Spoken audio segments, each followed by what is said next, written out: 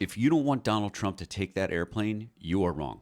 The Kingdom of Qatar is an ally of ours. We have a really big and important military base there. And it is absolutely clear that our allies, Qatar, the Kingdom of Qatar, are trying to curry favor with Donald Trump, the man, Donald Trump, the President of the United States. And it is clear from the Supreme Court and their immunity decision that Donald Trump can do whatever he wants. That is what Donald Trump believes. That's what he thinks. And he's mostly right. And all of the emoluments cases that were brought for the corruption that he was engaged in during the first administration, they all failed. I mean, we all saw it. It was plain as day. Donald Trump had a hotel just around the corner from the White House, and the Saudis and domestic and foreign actors alike would go there to bribe him and his family. They would schedule events there, they would rent out rooms and not actually use them, all to enrich Donald Trump and his family. Now, Donald Trump has clearly said that he intends to take this airplane, and after he uses it while he's president, he's going to give it to his library, the Trump Presidential Library. So it's very clear that he does not want to accept this as a gift from a foreign nation to the United States. He wants it to be from a foreign nation to Donald Trump and his legacy.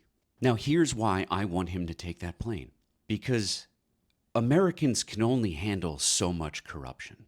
And this kind of thing, this naked corruption, is going to be the kind of thing that it takes to make Americans absolutely freak out and say, no, you've gone too far. Because let's be real, that has not happened yet.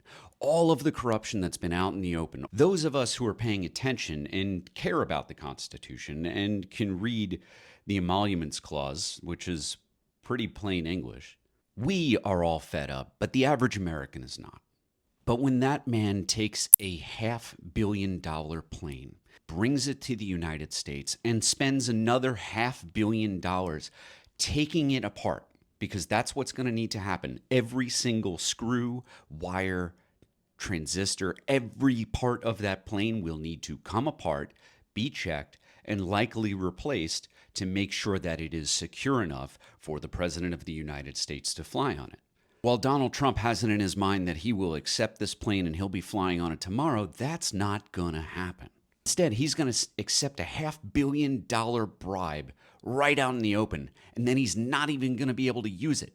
And he will lose his mind and talk about it all the time. Years will go by as they're stripping this plane and reassembling it, wasting hundreds of millions of taxpayer dollars.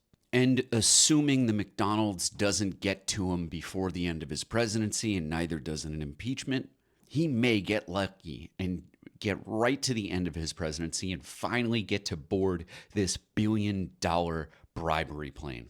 And that will be his lasting legacy.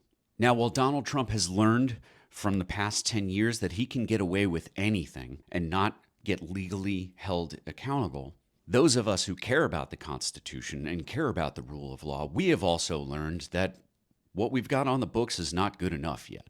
And a lot of Americans have also learned that we can't play the Merrick Garland, Joe Biden go along to get along and just assume that everything's going to go back to normal. We can't play that game anymore. It is my belief that if Donald Trump takes the Qatari bribery plane, the average American will be disgusted by it. And it will create an appetite to change the law and prosecute corruption. Democratic Senator from New Jersey, Bob Menendez, learned the lesson that there are laws on the books about accepting bribes. So if gold bars and cars can get Bob Menendez thrown in jail, a gold-plated airplane, that might just do in Trump and his entire legacy. Just keep in mind, Donald Trump and his kids are banned from running nonprofits in the state of New York because they were stealing from veterans. I think they were also stealing from sick children. If Donald Trump keeps engaging in this quid pro quo, this absolute corruption, currying favor from the Qataris and any other foreign government that wants to bribe him, and we, the American people, demand an end to this corruption, we demand of our leaders that they enforce the Constitution and the law. I have no doubt that Donald Trump and everyone in his circle, his entire family, whether it's engaging in corruption through the Trump Hotel or the Trump meme coin or accepting a $1 billion bribery plane, I believe that there's going to be enough leaks, turncoats, and evidence to lock them all up. Everyone should get a fair hearing, and every American should see these trials. And when the Trump library is stripped for parts and given back to the Treasury, America will be better for it.